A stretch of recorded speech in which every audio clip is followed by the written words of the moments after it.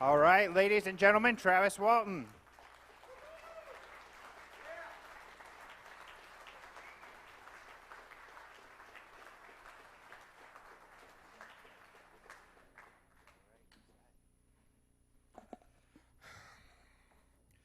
Wow, 40 years, you know? It doesn't seem that long. It really doesn't. You know, these experiences were so vivid and so, you know, overwhelming, just took over our lives that there's just no way it seems like 40 years, you know? It's still hard to get used to, you know? Over the years, there's been everything they could throw at us, you know, one thing after another. And it would have been pretty easy to just, you know, slink off into the dark and never talk about it again, because that's what they wanted. But we stood our ground. We fought back. Every single charge that they leveled against us, we were able to conclusively demonstrate was ridiculous. But it was a long, hard fight, you know. Back in the day, it was, you know, damned if you do and damned if you don't.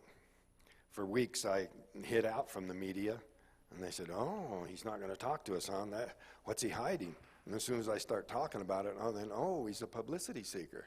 So, you know, you can't win. So, but it's not just our fighting back that's kind of tipped the tables. Science is winning out. The facts of this phenomena is winning out. Back when this happened, anybody who thought that there was life elsewhere in the universe and that it could actually come inspect this planet was labeled a kook.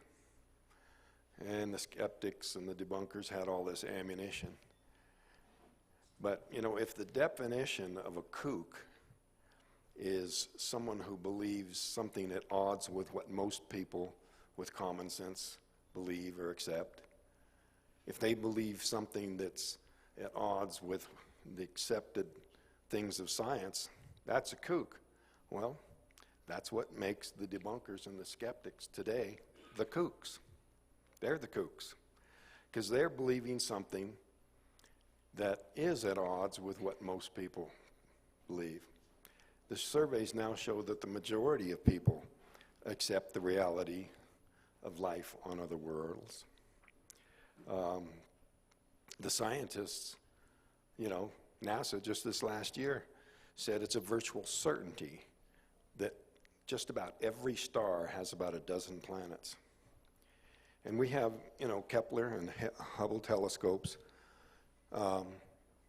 actually being able to figure out which of these planets are likely to be life-supporting. See, back in those days, the skeptics used to say, if they were out there, they could never find us. We would be like a grain of sand on the beach, you know, they could never find us. But with our relatively primitive technology, we can point our telescopes out there and say, that's possibly life, that's possibly life. You know, with them being millions of years ahead of us, they've known about us for a long time without even coming here. So it's the debunkers who are the kooks.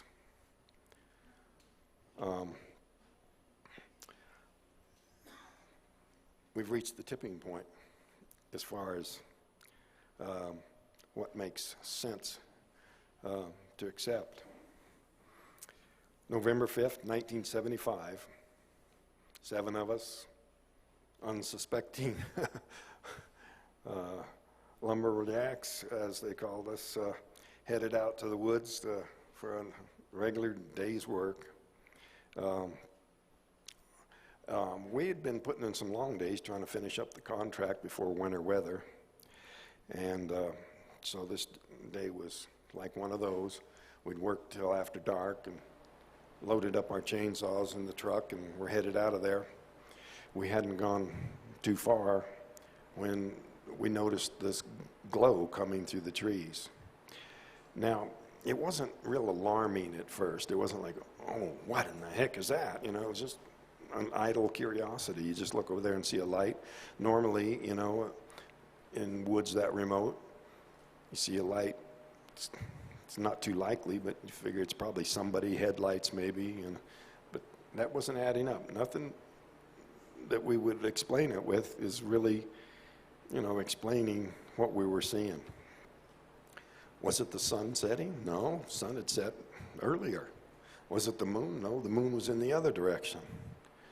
It was deer hunting season. Maybe some deer hunters camped there, but you could see by the slope of the land that the crest of the ridge was below where the source of the light was. So we were thinking, you know, various people had different theories, and it wasn't like we immediately started talking to each other about it, because it just wasn't that significant at that point. Had I thought about, you know, a time that we had been driving to work and we'd seen a tree on fire. Had been hit by lightning up high. This area here has the highest number of lightning strikes of any area in the whole United States outside of the Everglades. So you're walking along the top of the rim, you're always within sight of a tree that's been hit by lightning. But it'd been clear, dry weather. Didn't seem like it'd be a fire, but that's where fire in the sky came from. Last night, for those of you who went out there to the site with us, there was beautiful sunset, you know, real reddish orange in the sky, and you can understand how that kind of a glow could make you think there was a fire out there somewhere. But none of those things was adding up. I could see where ahead there was a break in the trees, and the light was shining down across the road. And by then, you know, there'd been some comments from the other guys in the crew, you know. They were starting to notice. And so I said, Mike, hurry up, get up there where I can see what it is. And so there was no hurrying on that road, it was so rough. But when we got up to where the light was coming through, just as soon as we broke into the clearing, Alan Dallas yelled out, "It's a flying saucer." I mean, it was just unmistakable. It was just maybe a little bit farther than here to the corner of the room back there. Absolutely no doubt about what we were seeing. Metallic disc, glowing, hovering there, outlined against the sky. And I yelled at Mike to stop the truck and just threw open the door and jumped out, heading towards it.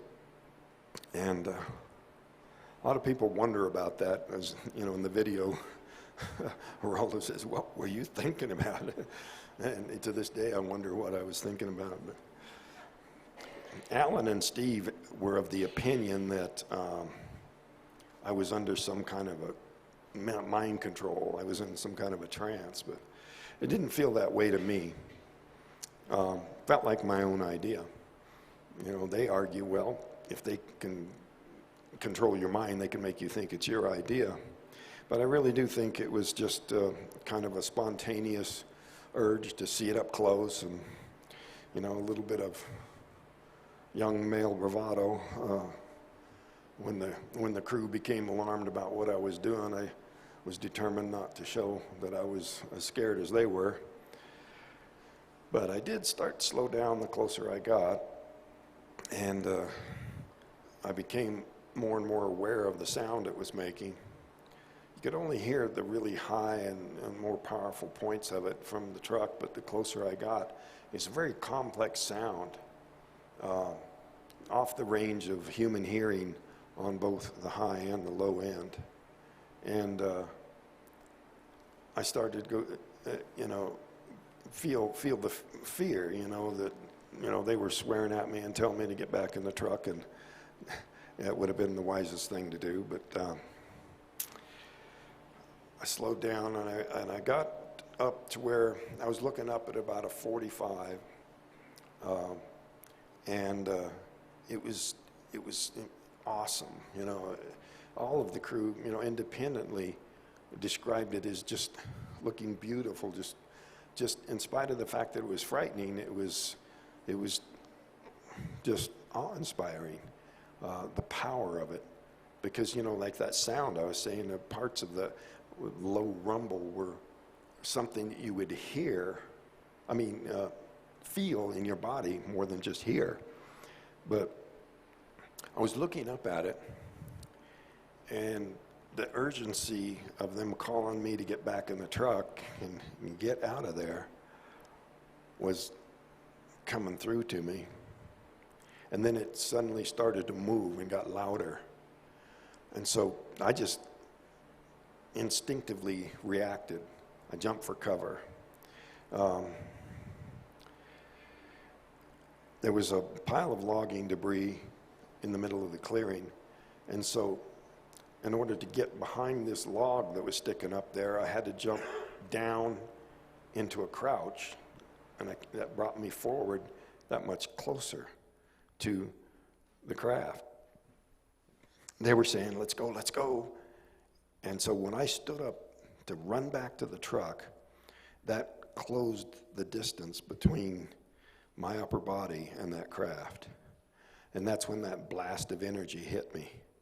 I didn't really even take the first step. It was just wham, something hit me like I'd been hit by a truck. But it also felt like an electric shock. A numbing, sort of a tingling feeling. Now, Dwayne Smith, he was on the far side from the craft in the truck, but he later became a journeyman electrician around big industrial power sources. And he said when those giant switches close, that surge of energy that you can kind of hear, the sound of high voltage is what it sounded like to him. But they all said it made a crack or a pop like a bolt of lightning or something. One of the deputies' reports in the sheriff's file described it as looking like a long blue flame. But, you know, others described it as looking like a ray or a bolt of light or a bolt of lightning. But it was much more powerful than was depicted in the movie.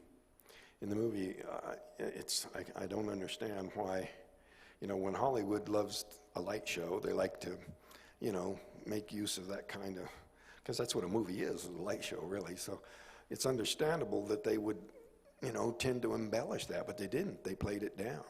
It was just like this beam of light comes on, and they kind of drag it out by holding the actor there and then sort of throwing him back. But in real life, it was violent and explosive. They described it, they compared it to being like if I'd stepped on a landmine or a grenade going off and throwing me through the air 10 or 20 feet. John said that I looked like a sack of meat, like a sack of bones landing there without defending myself or, breaking my fall or anything.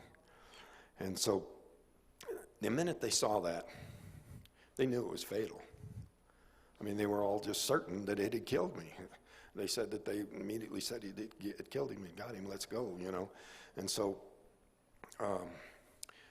Mike was responsible for the safety of the remaining living crew members, So for anybody that's got any criticism about them taking off at that point, I tell them he did exactly what he should have been doing to, as being responsible for the rest of those crew. And there would have been made no sense to risk everyone's life to save somebody they knew was already dead. So they took off, nearly wrecking the truck, went up the road. They said they got out and were arguing about what to do, and they were even arguing about whether it had incinerated or disintegrated me, That was how powerful it was. But they saw some deer hunters go by, and they decided to try to go catch them, somebody with weapons. And they started to do that, I understand, and then headed back. At some point there, they saw it rise up and streak off, which gave him a little more confidence about returning. But McKinney said that to him, the scariest thing was what my body was going to look like when he got back. Was I going to be in one piece? Was it going to be all charred? Was this going to be horrible, you know? But no one should criticize those guys for taking off. They did what they had to do. And I give them a huge amount of credit for coming back at all at that point. They had no weapons. They you know, here they were coming back for one reason: see if they could rescue me. So they said they'd come back and made a search of the area, and Kenny describes at one point Mike became overcome with emotion, you know, regret at having taken off, but I think Kenny understood that it had to be done. And so they were unable to find me or my body anywhere there. Mike said that when he got there, he could see where the truck had spun out when they took off, and that my footprints heading up towards the clearing. But other than that, they figured they'd better go back and get help. They argued about what to do on the way back. Alan was not in favor of reporting it. He just said, let's get some friends with guns and go back and forget about talking to the police. That was Alan's style, but they finally decided they would have to do the right thing, you know, because the question was raised, if Travis is never found, how's that going to look if we don't report it? So when they got back into town, I guess it was Kenny that was elected to call, and he was put in contact with the local deputy who is here tonight to describe his impression. And this is a first because, it's important first because Officer Ellison had the freshest impression of how that what these guys had just been through. By the time he had called the sheriff and the rest of the officers to come down from Holbrook, it was over an hour later. So Chuck Ellison's impressions that night are extremely valuable, and this is a first that he is going to be here with us, and really appreciate that. Very, very valuable insight. My understanding was that at that point, one or two of the guys were still crying. Steve was extremely angry with me for putting that in my book. He came over to my house and he was ready to fight. No, I wasn't crying. I said, well, you know, the other crewmen and the lawmen, you know, I'm just going by what they said. I wasn't there. And besides, what's the shame in that? You know, Mike cried that night. You know, I'll be the first to say I cried more than any of them. You know, there's no shame in that. It's not a measure of how tough we were. It's a measure of what we went through. Anyway, he's never gotten over that. I think that's why he isn't here tonight. Seriously. He said he broke down, but maybe. Anyway. So when the sheriff arrived, he wanted to go back and look immediately, of course. In the movie, they said, well, it's too late. We'll look tomorrow. No, they went back that night. And again, I got to give these guys credit, the ones that went back. You know, even though going back with armed lawmen, still, they were terrified to go back. And understandably so. Somebody had to take the truck back, and you know, there's only so much room in the law enforcement vehicle, so half the crew went with the lawmen back to the site and half went home. But they were unable to find anything that night. They instituted a massive manhunt, went on for 5 days, had like 200 people out there. My brother Don here was among the searchers. Some of the crewmen were there. They had search and rescue team, all of the sheriff's men, search and rescue people, volunteers. They brought in the tracking dogs from the local prison, and the dogs were unable to find any trail other than my tracks leading from the edge of the road up to the middle of the clearing. There were aircraft involved, helicopter, airplanes, and they combed this whole area for miles around. Very thorough search.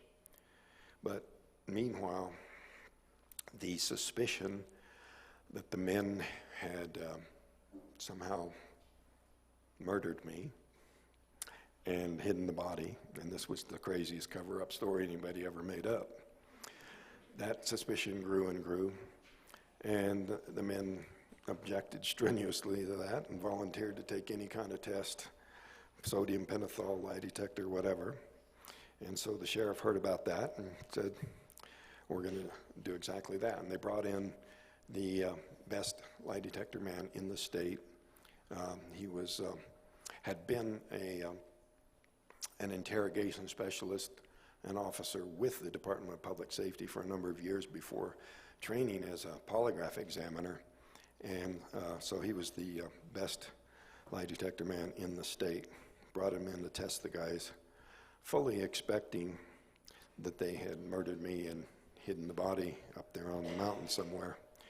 And I don't know if Don's going to admit it, but he suspected that too.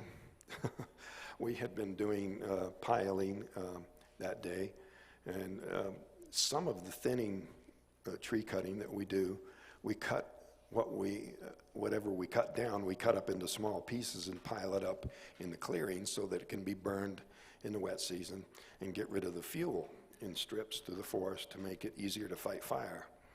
And so the suspicion was that perhaps my body would be under one of those piles in the hopes that it would be burned up later and the evidence would go away. But my brother Don got busy and pulled some of those piles apart, which would cause them to fail inspection. But the search went on, and it became more and more apparent to the family that what they'd been hearing was the truth. But still, law enforcement, was stuck on the murder theory. So they came in, were tested by polygraph there in the Holbrook courthouse, and when they passed, I'm certain the sheriff admits he was totally taken by surprise. He did not expect that to be the case at all. And at the time that there were 6 past tests in connection with this case, the president of the American Polygraph Association said that, okay, polygraph isn't 100%, but when you have 6 people passing tests on the same issue, that the odds are 1,000,000 to 1 of there being any kind of a mistake. And that's with 6 tests.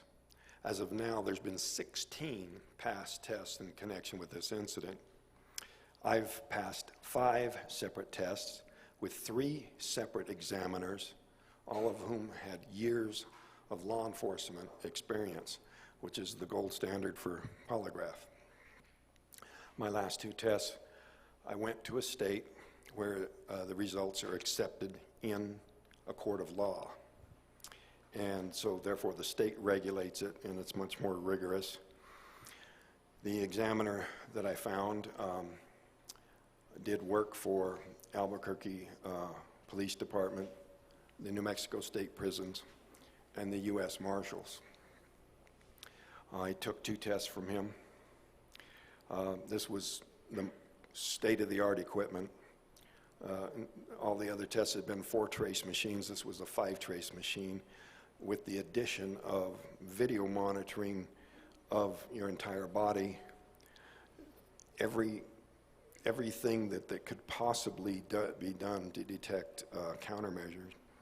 And all of these tests were at the highest measure. But that didn't stop the suspicions that the crew endured. You know, even before the lie detector tests, they would walk down the street and hear calls of, you know, where'd you hide the body and that kind of stuff. There was quite a bit of hostility. Even among Steve's family, he was, his own mother, you know, thought that, you know, I mean, after he passed the test, he said, see, I told you we didn't kill him, you know.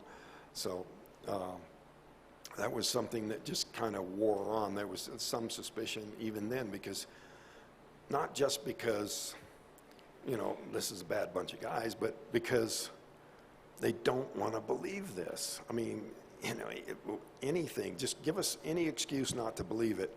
And so when the sheriff mentions that, you know, did they look like they were high on drugs or they'd been drinking or something, you know? Well, he says, no, I looked around for any evidence of that and I didn't see anything like that. But some of those rumors persist to this day because some people in the community did not want to believe it. And like I said in my book, what dominates so many people's thinking on these kinds of issues has more to do with what they want and do not want to be true than anything to do with the evidence or the facts of the matter. Well, it was a rough way to go for the crew during that period of time, being under suspicion like that. When I regained consciousness, I was lying on my back, and it wasn't, I didn't come to real quickly. It was like I was in and out for a while.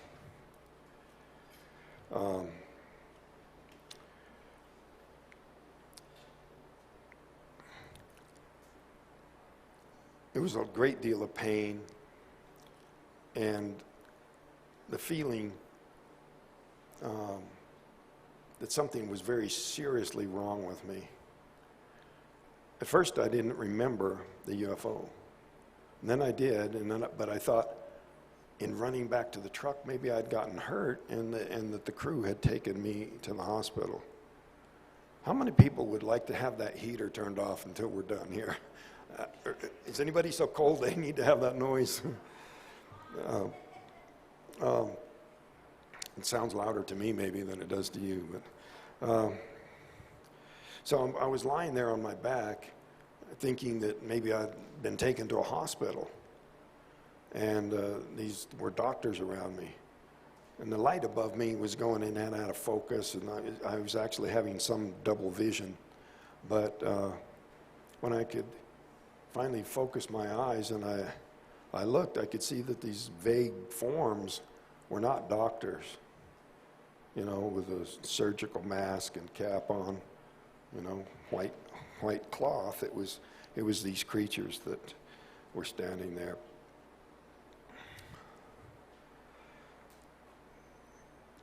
I immediately just freaked out, just became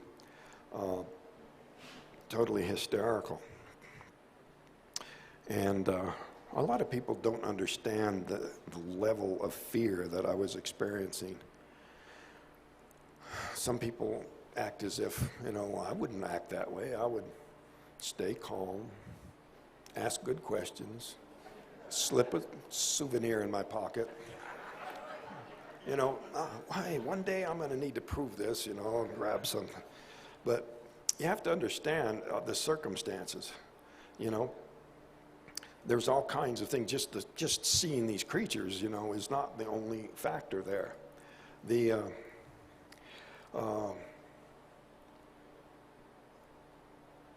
feeling that I was mortally wounded, that something was terribly wrong inside, you know, being hit by that energy did some serious damage, and I felt it. But recoiling in fear from them and rolling away from them, this instrument they had on me fell off, and I'm struggling to get away from them and move. You know, the fear gave me enough adrenaline to move, but sluggishly. You know, the feeling that you need to move quickly to safety and you can't adds to the feeling of panic. But the one overriding factor on top of all of this was the feeling that I couldn't breathe, that I couldn't get enough air. The feeling of suffocation, I think, was the factor generating more panic than everything all put together. Dimly lit, claustrophobic, tight little room, all that. Nothing compares to the feeling that you can't get enough air. Waterboarding is a very effective interrogation technique. The enemy is aware of it. They train for it. They know it. It's not going to kill them. Nobody ever dies from it. Our own guys train for it. But even though it's anticipated and they know about it, it still works. It works because it generates a fear you can't reason away. So in the movie, there's a scene where D.B. Sweeney is held down on the table, and there's this membrane over his face, and he's struggling to yell through it and struggling to breathe through it. And that membrane, it wasn't there. That didn't happen. But it does a much better job of communicating to the audience the reason for the extra fear, the extra level of fear that just went beyond all reason. I consider myself a pretty reasonable thinking sort of person, but I really quit thinking at that point, and I was operating on pure fear, pure hysteria. They were coming around towards me, and I was just backing away and screaming, and when I bumped up against this shelf, this workbench thing behind me, I just glanced real quick to see what I'd run into. And there was a bunch of instruments laid out there, and I just grabbed the biggest thing that looked like I might use it for a weapon, and I started swinging through the air in a threatening motion to get them to stop.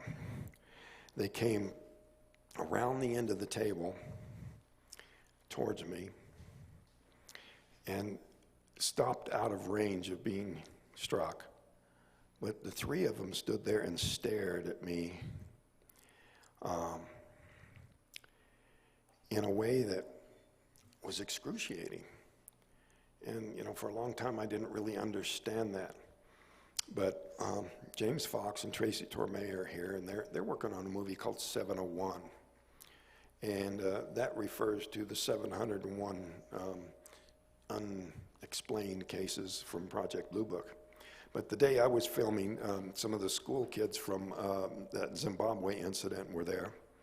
And this was a case where a craft came down in broad daylight.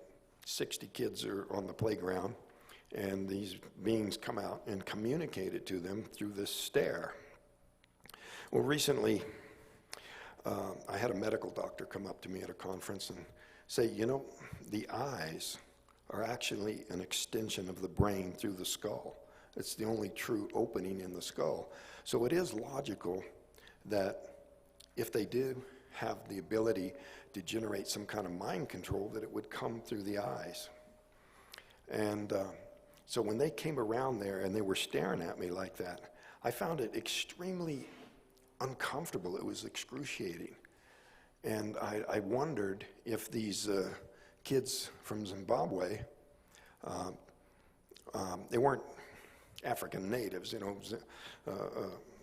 South Africa was kind of a European satellite. So one of the kids was from Canada, another was from UK, another was from Australia. I asked them what that felt like, and they said that it wasn't painful, that it was actually pleasant, and that the message was didn't feel horrible like that. So I'm thinking that what they were trying to do was to reassert control over me, because at that point, being, you know, outweighing them by 3 or 4 times, I was a definite threat to them if they can't control me, and actually a threat to myself, because if they were trying to revive me due to this damage from this energy hitting me, the process wasn't complete because I definitely felt mortally wounded. So here they are trying to get me back under control, and it's not working. And further evidence to that theory of mine is the EEG that I was given after I was returned as part of the whole battery of medical tests. The technician did not know who I was or that I was connected with this incident because of all the intense media scrutiny. So here he was just looking for some kinds of brain trauma. And this was at Barrows Neurological Institute, which is a world-famous brain trauma center. And he came up with this anomalous pattern in my EEG. And I'm thinking that maybe that was what was preventing them from getting me under control and getting me back on that table and finish reviving me. Because see, it took me a lot of years to come to a pretty solid conclusion that they didn't, fire a weapon and bring me aboard to torment me. That what was really going on there was I foolishly got too close, got myself hurt, and then they were forced to take me aboard to correct my mistake. So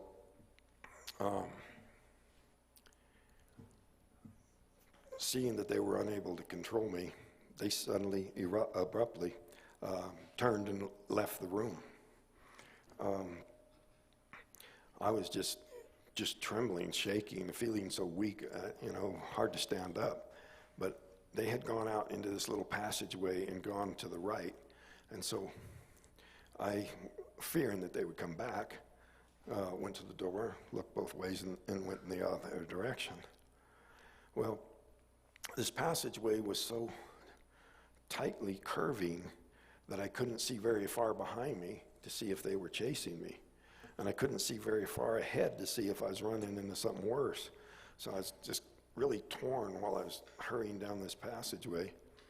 But I actually went right past a door on my left. And that's what I was looking for, but, the fear just, took over.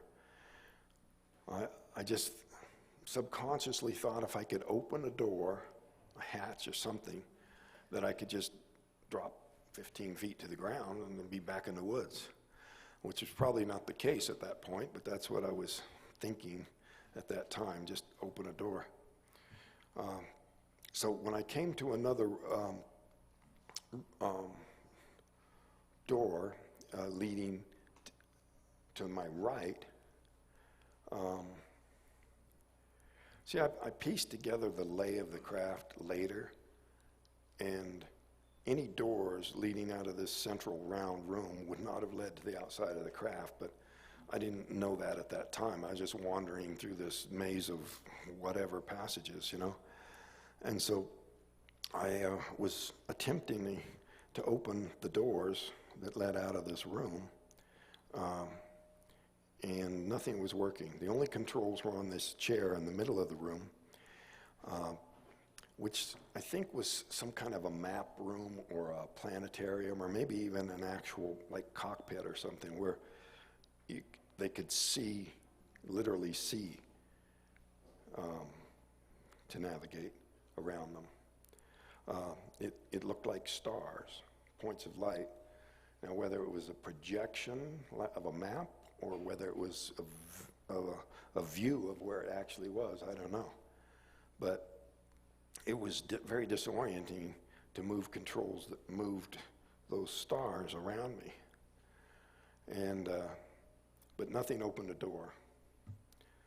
This fiddling with the buttons here was not unwise, but it was interrupted by this human-looking guy coming in. And at the time, I thought it was just some kind of a rescue from some Earth-based agency, some military agency or something of that nature, NASA, so whatever. As soon as I saw him, I just ran up and started babbling and telling him about these monsters in here and get me out of here and all this. And he didn't seem to be real impressed. He didn't act fearful like I was, and but when he went to take me out of there, I was only too happy to go. So he led me on down the passageway in the direction I'd been traveling, out through something I think was probably an airlock, and then down this steep ramp out into this big hangar-like enclosure. Now, I don't know if the craft was in there the whole time or if it was brought in there right before we exited it, but he was in a hurry dragging me along, and I was real weak and unsteady on my feet, but still very cooperative because I thought this was someone rescuing me, which it probably was in a sense. But I looked around and I saw other disc-shaped craft that were more rounded than the one we came out of. They weren't giving off light, it was just metallic. But I had to pay pretty close attention to where we were going because I was weak and stumbling, and just to keep from falling down, I had to, and I was also very concerned about where he was taking me. So he took me down this hallway into a room where there were some other people like him, same uniform apparently, same blue clothes, only they weren't wearing the helmet.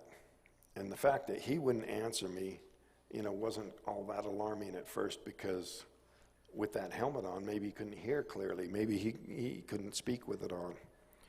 But in this room, the humans were not wearing any helmets, and they wouldn't answer me either. So I was still trying, screaming, babbling questions, but they were leading me over to this table and trying to get me to lay down, and between their not answering me and their putting their hands on me and trying to get me to lay down, I started to fight back, and it was no contest. They were very much stronger than me. Probably would, if even at my full strength, I wouldn't have been able to resist them. They forced me down onto the table, and one of them produced an oxygen mask looking thing that once they put it over my face caused me to lose consciousness. I was able, in my panic, to get one finger under the edge of it, but before I could even pull it away, I was out. The next thing I remember was waking up on the highway, but I have no idea how much time went by. In the first case, before I regained consciousness, I don't know how much time had gone by, and then between the time I was rendered unconscious and found myself outside of this town, I have no idea. Overall, of course, it was 5 days and 6 hours, but where that conscious period was, I don't know. I would think most likely closer to the beginning days, simply because I was still injured badly at that point, and whatever repairs were done would probably taken more time than the first part, which was just basically to start my heart and have me breathing again, But my head was on my arm, and I was mostly off the pavement, but kind of on the surface. But there was a light above. I looked to see where the light was coming from, but it went off before I was looking in that direction. And then I saw this silvery hull hovering there. It was not glowing, and it silently shot up into the sky. It was not making that weird sound. It was gone from sight very quickly. I could feel the coldness of the air and of the pavement, but my clothes did not feel cold. There was still warmth in my clothes, so I figure I hadn't been laying there but just, a minute or two. But looking around and seeing the lights of Heber down below, it was a very familiar sight, and I recognized it.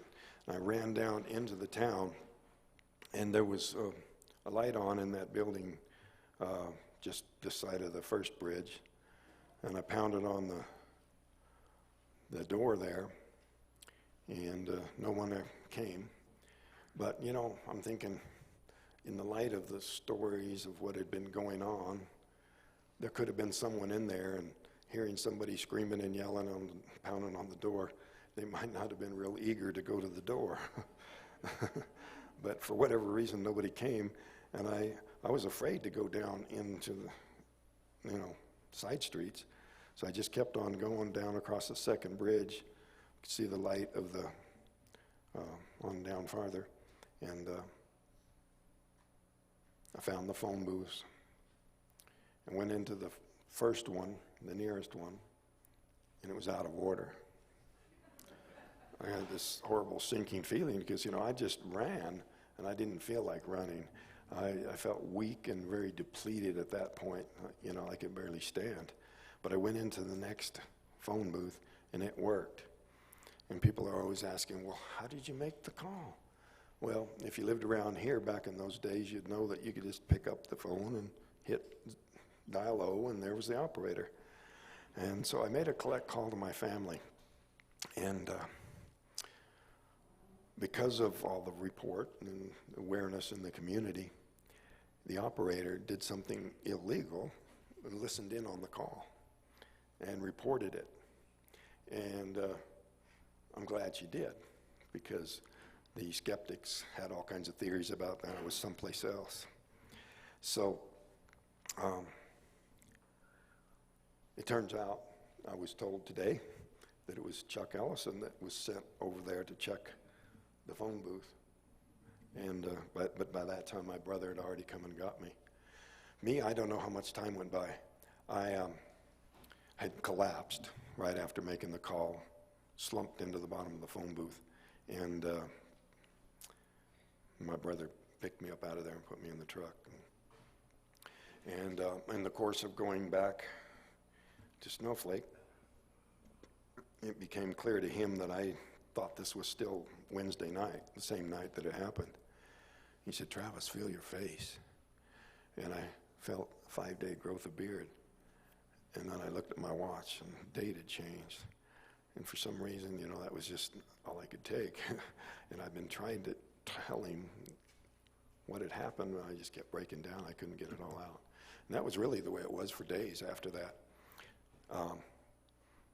Dwayne heard more than anybody, but he didn't ever hear the whole story, because I couldn't hardly finish a sentence.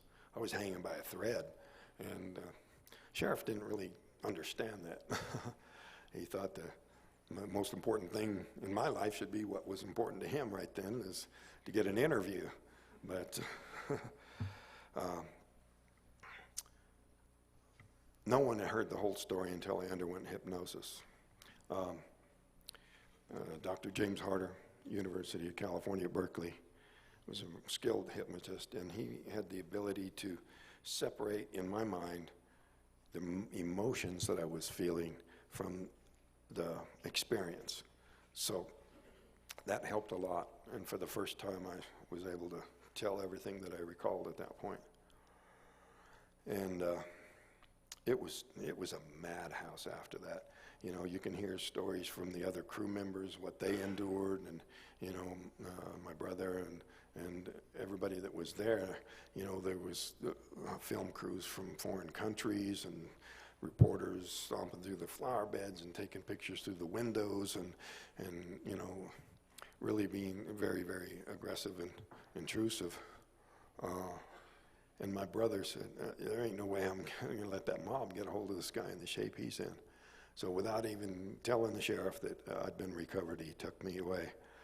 And uppermost in his mind was get a medical examination.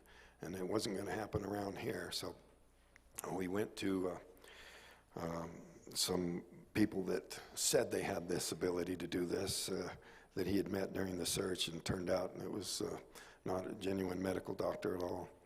But that generated some false stories. But finally, the Aerophenomena Research Organization had located me and offered a couple of physicians, genuine doctors in their Phoenix membership, who came and did a house call, examined me in my brother's home, and then arranged for the other testing the EG, the EKG, the upper body x-rays, and very importantly, the blood and urine samples that were taken and put through the Maricopa County Medical Examiner's drug screen. One of the most popular stories to try to explain it away that survives to this day is it was all a drug hallucination. Well, the idea that it was a hallucination, or that I had had a transitory psychosis and temporarily become insane and hallucinated to this, or that the hypnotist had planted these memories in my mind, all of these things to explain why I could pass a lie detector test, because I just believed it was true even though it was just a hallucination, is kind of ridiculous if they just thought about it a minute. How do the other 6 share this delusion? That does not happen, you know? But the blood and urine samples showed no trace of any drug in my body, which should forever dispel the notion that that was the source of this report. But for people who are desperate to believe it, to disbelieve it, they'll grab onto anything, you know, anything to justify something that lets them escape from facing that this might be real. We're running short on time. You know, I got like about 10 minutes left, and there's a lot to tell, but I wanted to be able to get questions from the audience. So I think we ought to just go ahead and move into Q&A. And very often, you know, that really sort of fleshes out the whole story in itself. Now, we're going to have the microphone right back here. If you have a question, we're going to need you to say it into the microphone so that that can be part of the recording of this presentation. First question. Come on, be brave. Okay. Microphone. I think that was about the best presentation I've ever heard. Thank you. Well, thank you. Question. Yes. Why do you think there were 2 different types of alien species on the same craft? The question is, why do I think there were 2 kinds of alien species? And I do believe that the human-looking ones were aliens. I thought at the time that they were probably some Earth-based agency. But I think the reason was that these little guys had revived me, saved my life, but they were at the limit of what they could do for me, especially since I was reacting with such fear to them to, you know, prevent them from even coming near me to do any more help. So they needed somebody that was more reassuring to me and enlisted the help of these people. Because see, at that time I thought maybe it was like an intervention, like they were coming in and taking me away from them. But now I think they had the better technology and the better understanding of human physiology to finish the job. And go ahead. Thank you very much for this presentation. What do you think the chances are? Has it occurred to you that you are an alien, or that you're part alien and a space traveler yourself, and that something happened in the ship that has transformed you? I know this has occurred to you many times. Could you give us your thoughts on that? Disturbing, huh? Well, it actually did cross my mind. And so I had a DNA test done, pretty thorough.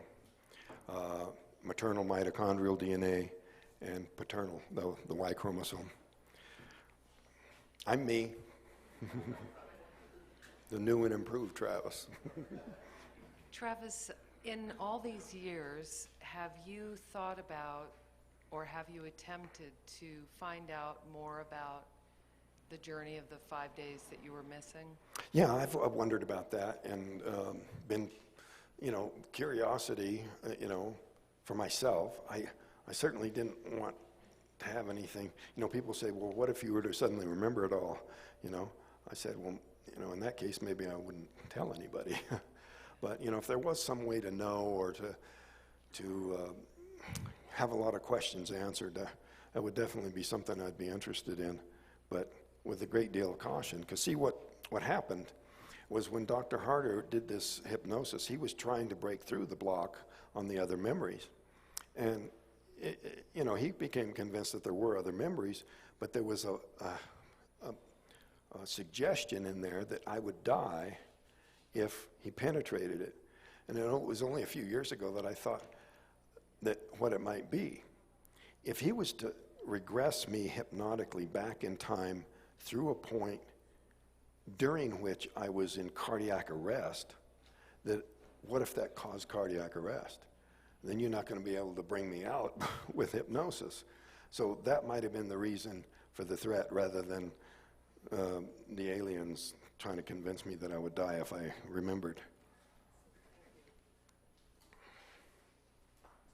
I'd like to know if you've ever felt their presence.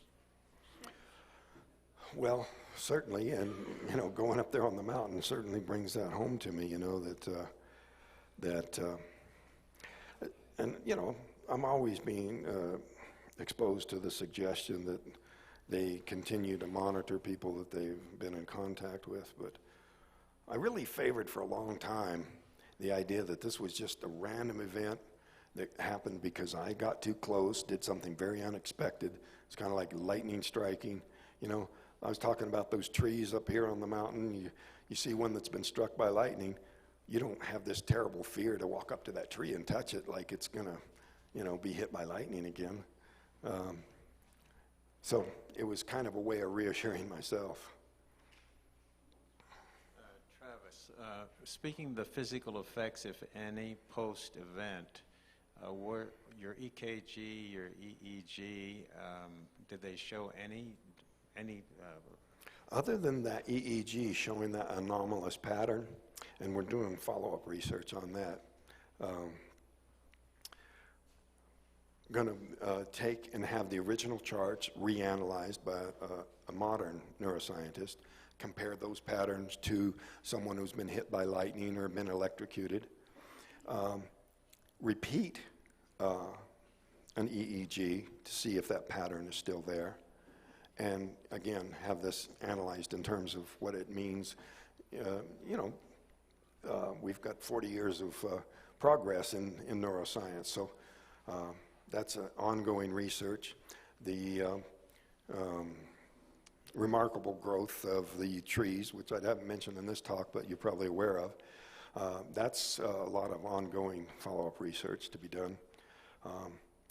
It's odd that after 40 years we're still working on it, but there's a lot of very promising avenues to look into there. On the EKG, no damage to the heart muscle? No, or no. The rhythm, Every the other rhythms? medical measure is, right within optimum parameters.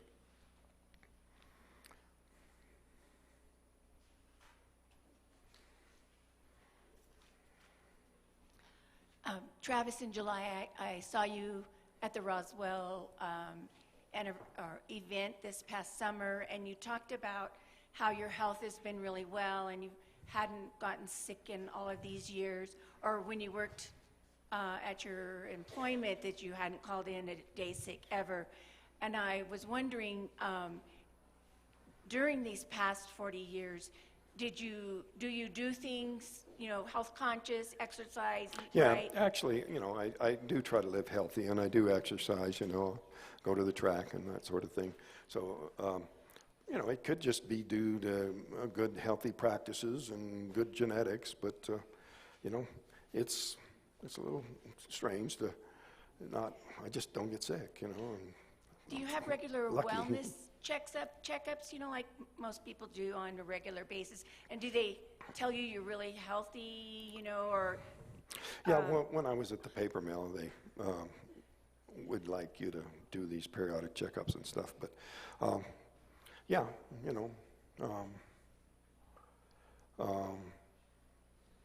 everything checks out to be, basically medical tests are just looking for some sign of illness or something that's wrong, and they're not finding anything like that. So, in other words, doctors don't measure wellness, they measure sickness.